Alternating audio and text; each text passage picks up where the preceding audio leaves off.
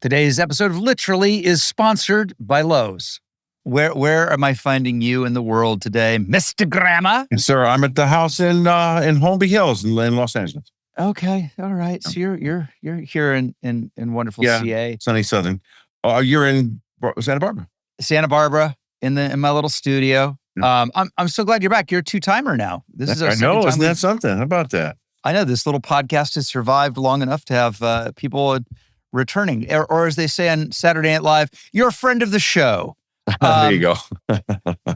Okay, we got to get into your book. Okay. Your new book, Karen, A Brother Remembers. I've never read anything like it. And it's an amazing, no matter what I say about it, I'm never going to come close to setting it up. So I'm going to let you do it. Okay. How would you describe it to people? Because as a writer, I was blown away. Oh, thanks, man. Thank you. But very kind. Thank you for reading it. Karen was given to me as a mission through a medium. I write about it in the book. Who said Karen wants you to tell her story, and so I was, oh, well, how do I do that? And so about 3 Octobers ago, I started just jotting down notes in a way, thinking, what would I possibly do? But what does this mean? Am I supposed to tell this to my kids? Am I supposed to just relate it to some friends or whatever? And Karen being your sister. My sister, yeah. Who was murdered. Yeah. And after a while, I realized after about 20 pages of writing down notes, I started to realize, oh, this is a book. So I finally just realized I was going to commit myself to writing her story as I knew it, but as it unfolded through my eyes and as it unfolded through the life we lived together, the life I've lived since her, and then the life I've lived sort of with her in my memory and in my heart all the time. And we were very close as brother and sister. And so I wanted to introduce her to the world. I wanted to introduce my sister, Karen, to the world I know, to the people I know, to the culture that I'm part of, but also for them to get to know her. It's some people have asked in the past, why didn't you talk more about this part about yourself and all that? And I said, well, it's Karen's story. It's not really my story, but it's relevant to include myself in it. And so that's what I did. It's definitely a stream of consciousness style, which I, of course, rejected when I was 14 years old and I read Portrait of the Artist as a young man. I thought, James Joyce, please, this is just annoying. Right.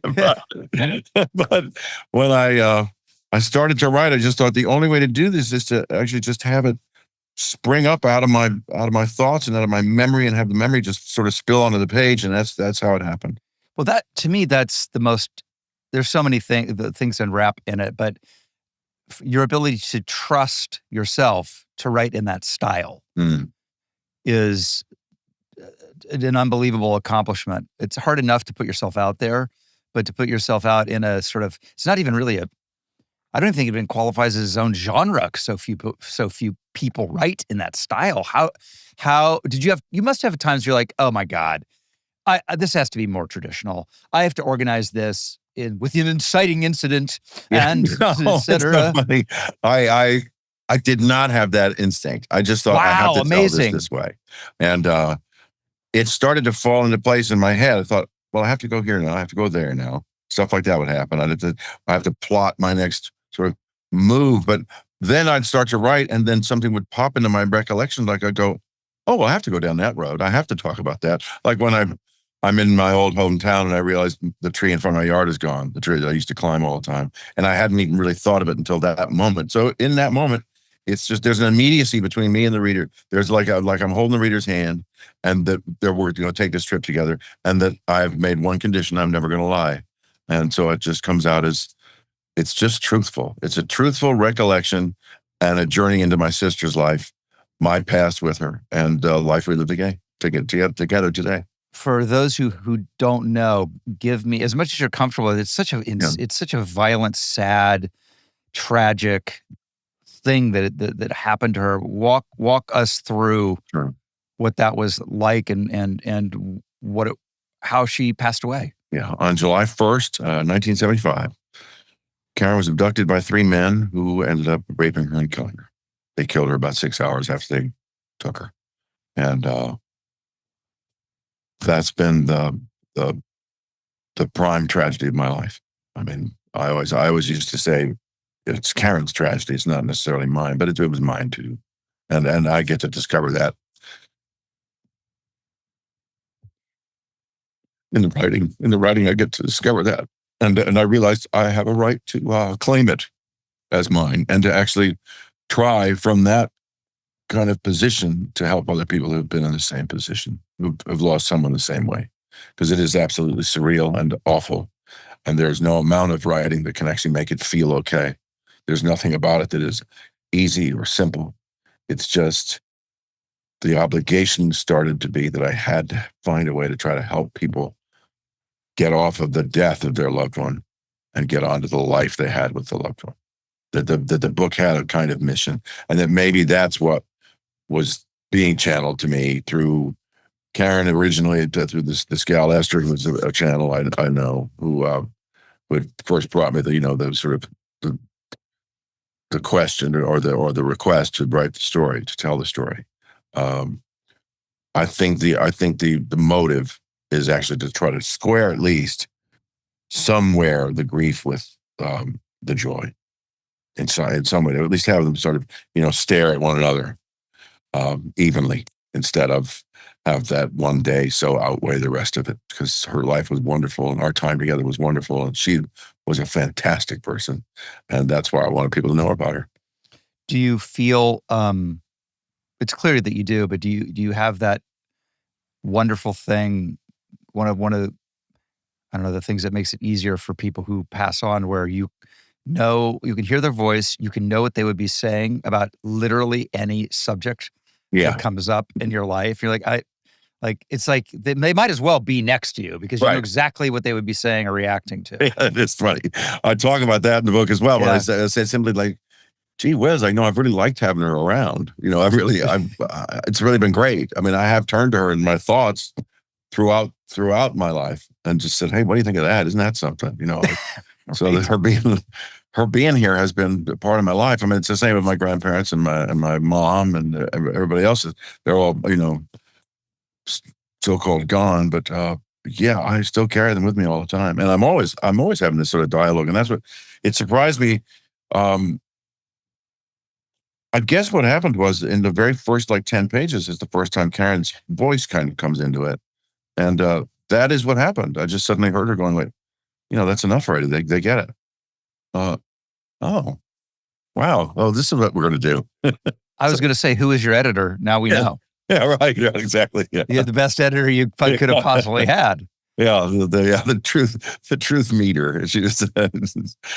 You've had a long relationship with mediums. I same with me as well. And describe, because people ask me, well, what is a medium and what do they do? And da-da-da. So I know you've hosted shows about them, produced shows about them. Yeah. But to the person who maybe has never really heard of a medium or thinks it's all hogwash, what would you best describe them as? Well, in my studies, and I did produce the show Medium, so full disclosure, it's something I really dived into a long time ago, several decades ago, and then part of that was, I guess, a discovery about Karen and just a discovery about things that we are unknown to us. But it came to me through a couple of different sources that mediumship is meant to heal, meant to help heal people. That's really all it is. Now, there's a lot of people walking around going like, whoa, I think I'm a medium. And, you got to be careful about them. You have to be careful with the whole area. I mean, of course, a lot of my more fundamentalist Christian friends are, real dubious about it. And, it's probably smart to be dubious about it. It's probably, I get that. But then I'll counter with, well, when St. John was up there with the having revelation unfold, revealed to him, he was in a cave with a bunch of voices, and I thought, well, surely that was some sort of mediumship. Right. And so they rejected it sort of out of hand, except when it's holy text, And I think, well, I think there's a real argument to be made for that Jesus and all sorts of people have come through mediums throughout our history in order to help us, to help understand things.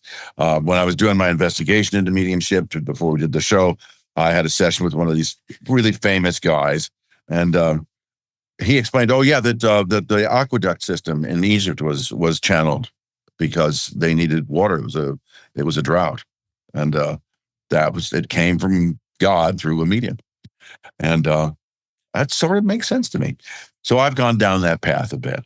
My barometer for whether or not someone's gifted is it comes from a woman I knew named Dolores, who said, well, if I'm sitting here with a watch in my hand, and I'm saying there's a guy here named Jack, and I'm sorry, I'm getting something from him, and you're sitting there going like, and the guy's name is Jazz. She said, knock it off. Give me a little help on this. It's not going to be a crime for me to get Jazz or Jack right or wrong. So I started to understand that if you are in a sitting with somebody, a blind sitting where they don't really know anything about you. Now, in our situation, it's hard for people to actually give us blind reading. But if you're in a sitting with somebody who's talented and they're getting 70% of it right, that's pretty impressive. That's more than a normal person would just be able to guess. So I'm gentle about it. I'm not a harshly judgmental person about it. Well, you have to get this exactly right, this exactly right. But if they're in the area and then they start to relay some information or a message about something, like, you got something in your drawer, take it out, finish it. And it turns out you've got a film script in there. I mean, okay. What do you do when they're so right? So right. Yeah. They're like, oh, wait a minute. Okay. They somehow have Googled something in my family tree that led them to because check this one out. I'm sure you have your greatest hits as well. But so this is a medium that I've talked to a bunch based on this. So there's a Bob here, Bob, Robert, Bob. Mm-hmm. I'm like, yeah. Mm-hmm. And it's the strangest thing. He's dressed like a golfer, but he's holding a bunch of pies. And I was like, my grandpa had 7 holes in one. Wow. And when I would go back to Ohio to meet him, he owned a restaurant, and he would greet me at the airport with boxes of pies. That's fantastic. That's pretty good. I mean, he's totally pies. I mean, what do you do with that, right? You just have to roll over and say, okay, tell me more. Yeah, that's pretty impressive. It's always amazing to me the things do you ever have people in your life that you think would come up in readings that just don't make as much of an appearance as, for example, my mother rarely shows up. Rarely. Interesting. And then I have the great actor Bill Paxton, who was a great friend. And that fucking guy is everywhere. Is he really? Oh, that's great. Well, he's everywhere. I liked him. I liked him a lot. God, I heard you and Kelsey on that podcast. God, you guys are talking about everything. That's great. Wow. Well, you'd think, I've thought about him some and thought about his energy and how it was probably a real surprise to me. What am I dead? What's happened here? Yeah, exactly. What the hell? I don't know what he was in there for, but it was obviously a procedure that was not meant to end up in that way. Yeah. And, I sure liked his work. I mean, he was so funny in Aliens he was great. God. Game over, man. Game over. He's so funny in it. He was just a really, really terrific, energy. And I think that I don't know why that would disappear. Of course it didn't. So, I get that. Now, on the other hand of it, I think because you're of my era and you'll know the players in it. My late great manager, who by the way also shows up, Bernie Brillstein. Oh, wow. Yeah. Who was nothing if not opinionated and colorful, shall we say. And he famously represented every classic Saturday Night Live person from the original Aykroyd, Belushi, Gilda cast. And we once were talking about heaven. And he goes, "It ain't there, kid." And I go, why would you do this? "If it was, Belushi would have called." That's pretty funny. That's pretty great. So he's still colorful. Still colorful. That's good information. You've spent so much time in this. Yeah. What do you think happens to us when we leave this earth? I think we have a lot of choices. I looked at that Christ line all the time. My father's house has many mansions. And what does that mean? I It's to think me it one of just the means you can go to most. almost any place you want to go. The one that you've decided is important to you, and the mansions are, your choice. There's a series of choices you're given, or you just get to take. I mean, I don't know if they're presented to you as a series of options. I think once you step off this place, you get to go discover places. And I think there are some. I've been told there's some folks that go between heaven and here, get to go back and forth. That's what Bill said to me. He literally said to me, he said, "Buddy, I've been coming back and forth. I've been so busy." Yeah, I was like, "Oh, okay." I think it's pretty cool. And so you get the thing I'm pretty confident of is like, God is good, God is love, and there's no way you're not going to be able to be in touch with the people you love. That love is always going to be there, and you're always going to be able to access them in some way. Now they may, of course, the gulf is going to seem impenetrable and difficult, unless, of course, you end up finding a reliable sort of mediumship stream where you feel close to them. I mean, in terms of the writing that I did, that became my mediumship. That became my connection to my sister. It became it was an effortless connection. It was extraordinary, and it's been there all along. But it became more specific than it had been before. Because so you're saying that through writing it, that you now have developed, the ability to do it almost yourself without a proper medium. Yeah, that's exactly what happened. Yeah, it just was. And I've messed around with all sorts of things. All these. There's a lot of these people doing planet journeys and all this crap. Yeah, right. Sure. Oh, yeah. Looking for the divine feminine. It's like, okay, fine. So, but when I've had crickets during a lot of that. So I've tried a couple and I've thought, well, this didn't really work out for me. But in the writing, I started finding like, oh, this is just coming right through. I'm just getting all this. And so that was pretty great. I'll tell you a little sidebar. This is something I realized a while ago. So Kate and I were doing something together, and she sat there and as we were talking to our group we were with, and she said, I kept seeing Mary. And before we started this, everybody was saying, we're trying to get in touch with the divine feminine. And so, but we're in Southern California, and so Kate says, I kept seeing Mary, and they go, Mary? I mean, what is wrong with you people? The most sort of the quintessential expression of the divine feminine in human form is probably Mary. Yeah. You're like, I'd say, wait, but I thought we're in Southern California. I thought it would be Katy Perry. It'd be somebody like, you just have to giggle and sort of sit back up, and standing right in front of you, but okay, you don't want to see, it's fine. Were you always interested in this? I don't know. How would you describe this type of thinking conversation that we're having? I guess it's a sort of a metaphysical orientation. I guess it would have to be that you kind of, you are balanced sort of on the fulcrum, between material and spiritual, that you understand that both are kind of walking with you hand in hand, and you're, some days you see more of that, some days you're lost in the other and pulled in another direction.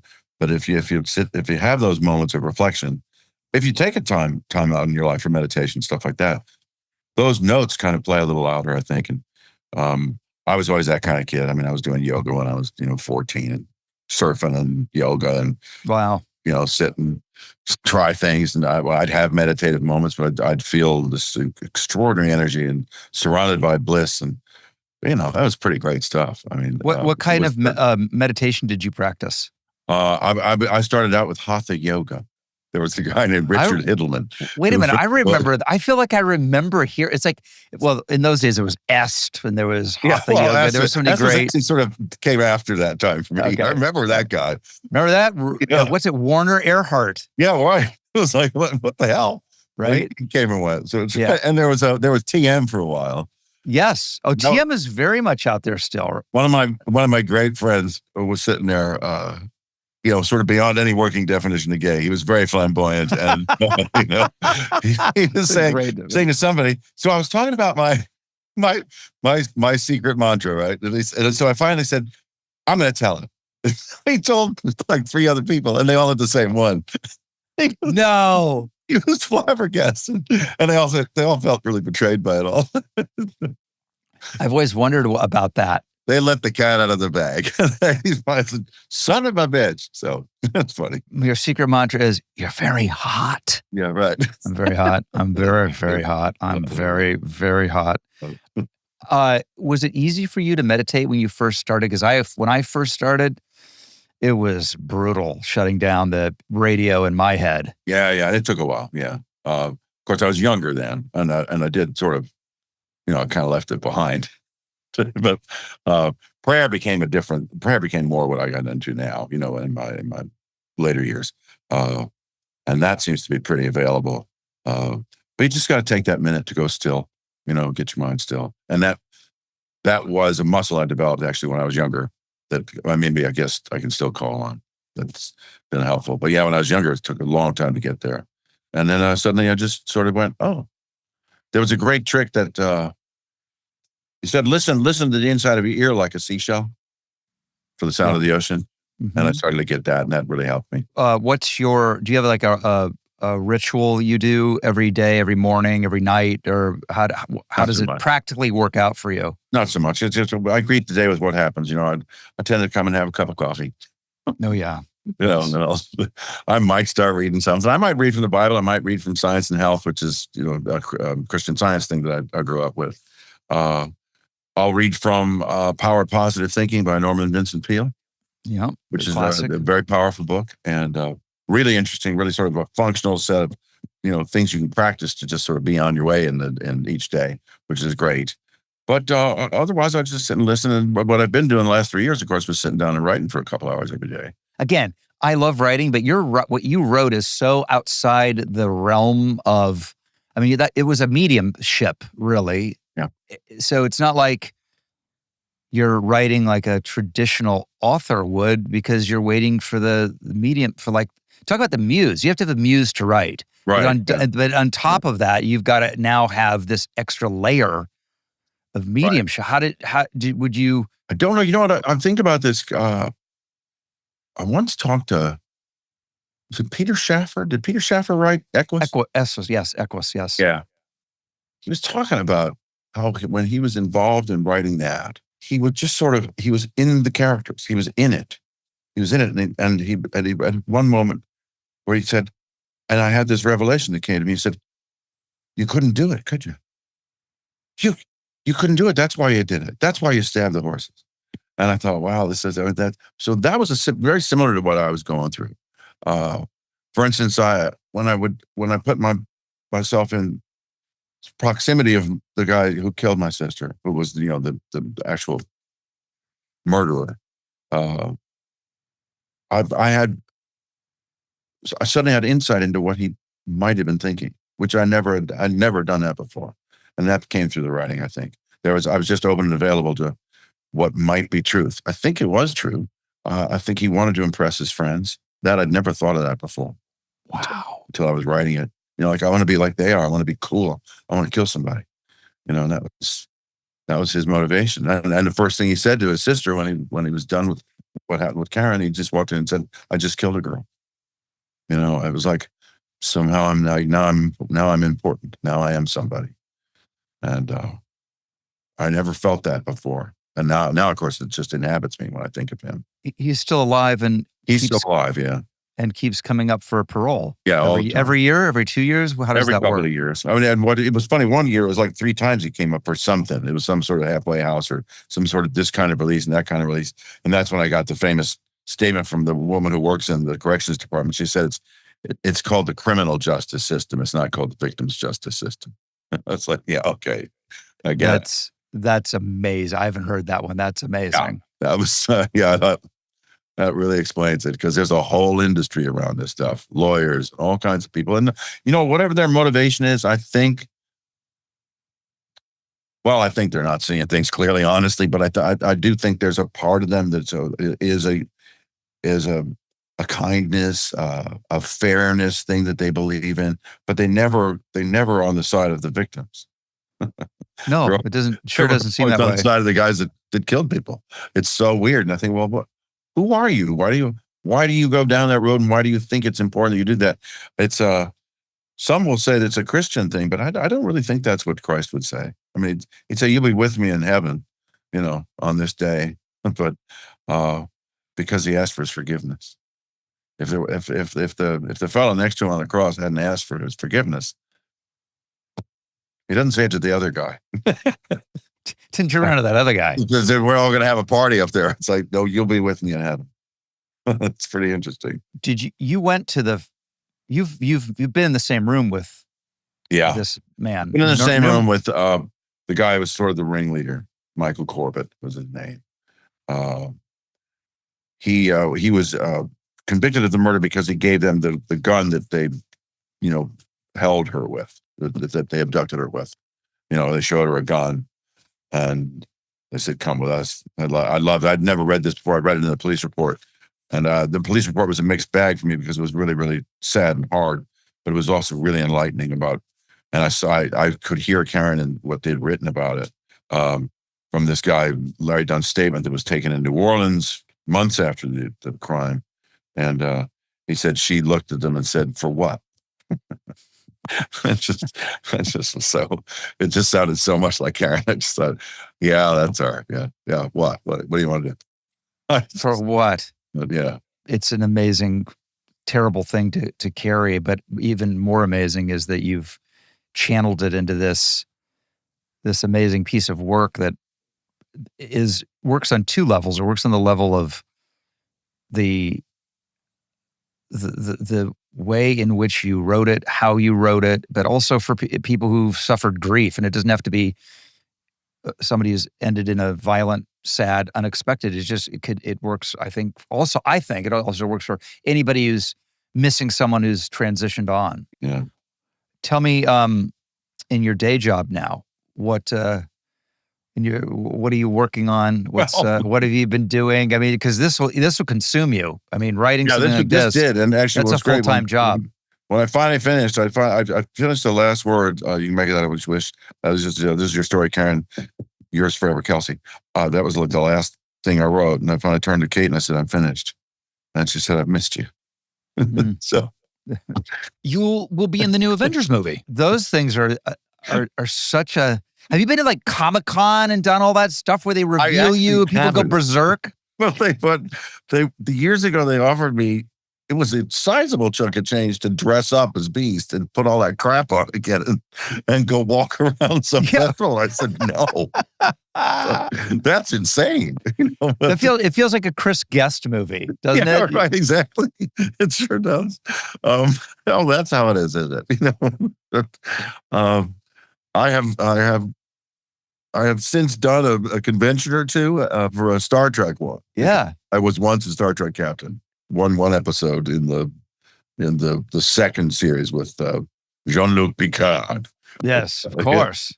Everybody was in that. That cast was bananas. Unbelievable. Bananas. Was it Whoopi in there for a minute? Well, everybody was in there. Every guy that's ever been a starship captain or an alien, I didn't think much of it. It's just, I don't think I was charmed enough to go back. But did you get to ever say anything fun like launch photon torpedoes? No, I didn't get to do that. But I did get to sit in a chair that was similar to Kirk's. That made me pretty happy. They said, "You're back in time. You're a contemporary of Kirk's in this," and I was like, "Cool." Oh, so I'm like, oh yeah, yeah. That's the velour spacesuit. Yeah, right. That's otherwise, amazing. The other thing is, I mean, when I played Beast 20 years ago. Yeah, and when we went to Cannes, they previewed the movie there. It was hysterical. I was like on cloud nine. I thought, oh, this is what it's like to be like a movie star. Ooh. And then there were, women walking around going like this, hello, like the director's girlfriend stood on the closet and thought it was like she'd been in the movie as the biggest star there. We were all just having a good laugh. But they came to me and said, like a couple of days into that visit, they said, "We have got the greatest new direction for this character." And they just sort of spat out that they were going to go back in time and it was going to be younger. And I thought, well, but that means I won't be doing it. I thought, oh my God, that's the worst. Oh my God. Talk about not knowing your audience. It was like a wipeout. Yeah. Right. Right. No. So, well, good for you. The subsequent films came out.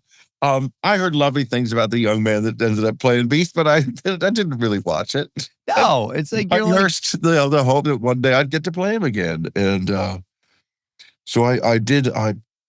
When they came back from that set of stories, this is stop it. This gets ridiculous. No, I love this. Spoke to Robin on the phone, and I said, "Well, I think Beast should come back. If you come back to regular time now, I should be there." And he said, "Yeah, I think you should too. So here's what we're going to do. We're going to fly into Quebec. No one can know." And so it was a very funny experience. It was like being like a secret agent. I was flown from Los Angeles to LaGuardia. No, to Kennedy. And then they sort of whisked me away and took me to a private airfield where there was one of those little jets. It was like me and another guy. It was like I was flying in an F-15, but it looked like that little jet in the James Bond movie. I forget which one it is. Yeah. Sideways and go through a hangar door. And we landed in Quebec about an hour and a half later. And Quebec, customs guys came on, the Montreal police, whatever, and they escorted me to a place where I was kept secret and quiet, and then they whisked me away to another hotel room where I'd been checked in already, and I had to go through the back room to get up there, so no one would ever see me. So, I mean, I thought it was kind of fun. Because those fans are bananas. Yeah, it wasn't, as I thought, too important, but okay.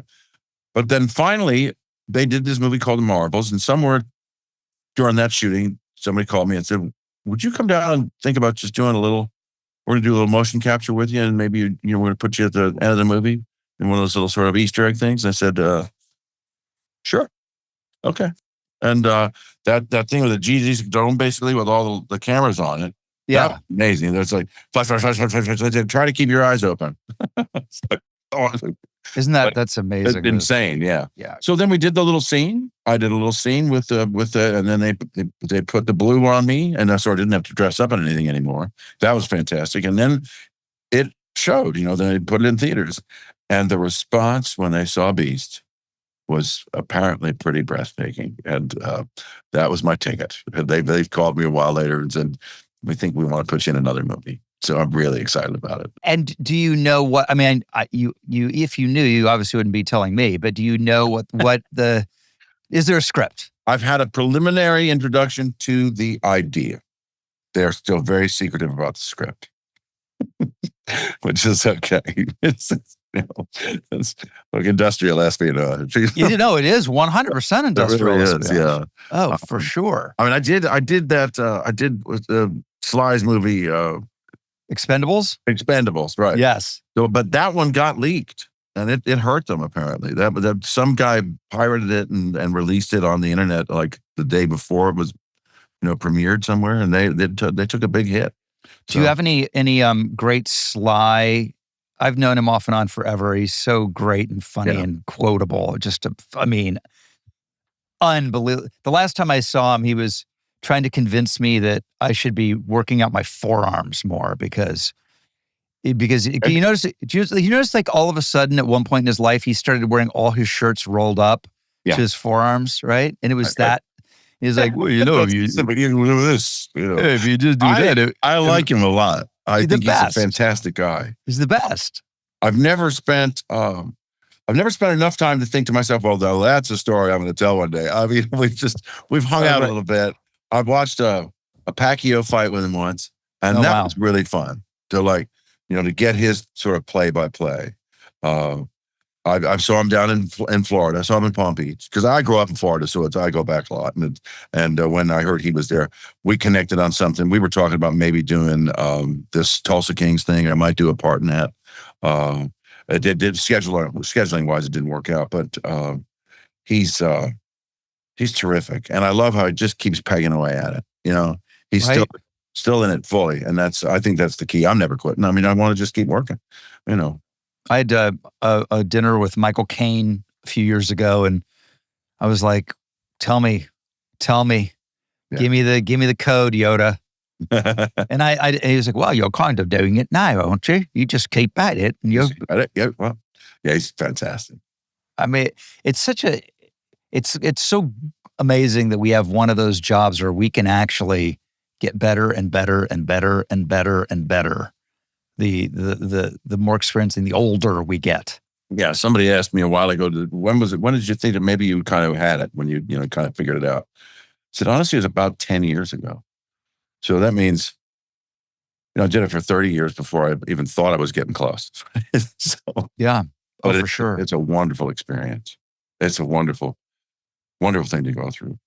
The only thing is then look back at the work we did before we figured it out. Well, I never watched it. Oh God, oh my God. I Jesus. don't never have the nerve to watch the old stuff. I just go, forget it. No, I'm just in it now. It's fine for now. Yeah. This is it. This is what I'm doing. I'm in it for now. Well, this is great. I thank you so much for coming on two times. Do you ever feel like you would write another book on any other? Now that I've sort of found my voice, I Yeah. think that style is going to be my style. We're going to do a couple of other things. I've got one thing that's kind of it relates to a specific men's sort of retreat that I did called Operation Recovered Warrior, which was really fascinating. I was invited to go. I'm not, I don't have that as my baseline. I don't have combat as my baseline, but most of these guys did. And they just invited me to try to give me a window into it. And as a result of that, I'm going to try to write about the experience. I'm about 100 pages into that. But then I've got another one about some quotations that I've heard that I just thought were that have resonated for me throughout my lifetime, and maybe still have some information. So I thought maybe I'd work on something like that. And then there's, people want to know, when I was writing the Karen book, I thought I'd start down a path and I'd think, oh no, that's for another book. That's more sort of, it was too far off the subject. Yes. To go into that. But I think there's space for another one. And it might be, I think, very similar, but more about what's happened in my career, stuff like that. But, without it being about, a tell-all bullshit book. Yeah. Oh, for sure. Yeah. There's nothing, there's nothing better than, for me, like fun, interesting bedtime beach, which by the way is not a slight at all where you read it. Like, what's a good beach book? No slight to anybody. It doesn't, have to be, the Iliad. People I admire writing books about their lives and their careers and stuff. I love it. Yeah. I love it. I wrote 2 of them because I was inspired by, I'm sure you're aware of it, but I recommend this to anybody who's wants to dabble in that area, is the great The Moon is a Balloon by David Niven. Oh, yeah. Very good. I'm trying to think, there's A Life in the Theater, Tyrone Guthrie, I think. That's a great one. It's a good one. The good ones are really good because they relate to more than just, that thing. Yeah. It's, I'm proud of the book. Thank you for reading it.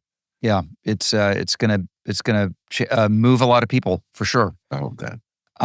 Thank you, Kelsey. My best to you, your wife, and hope we cross paths in person one of these days. It'd be nice, wouldn't it? Maybe we can get in the sandbox, Yeah, let's meet in the ring. Let's go mano a mano, baby. Pretty cool. Yeah.